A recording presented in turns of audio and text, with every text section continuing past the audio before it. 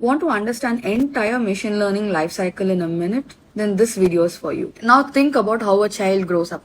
First thing, how the parents will usually think what kind of person the child has to become.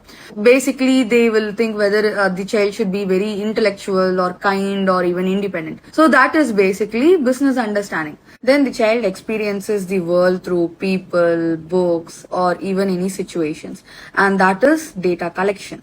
And then when the child is having bad experiences, then the parents try to correct the child's behavior. Basically, they'll try to correct the bad habits or any other misinformation the child has understood, and that is data cleaning. Now, over the time, the child learns the patterns. Example, the fire is hot, or say, for example, if the child is learning about the kindness, then it will understand kindness will create a good relationship. So, that is where the feature engineering comes in.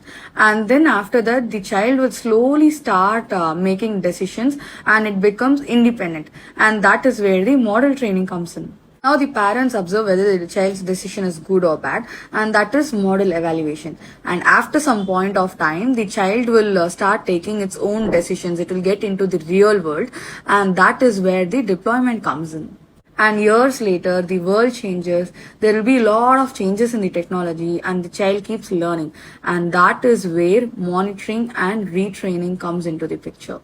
Machine learning follows exactly the same journey, and no model is born intelligent.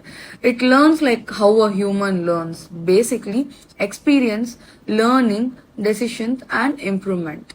But most of us think the model is the intelligence here. Example, if a child is learning from a bad information, then it is going to struggle so much. And the same way is going to happen for the model trained on bad data as well.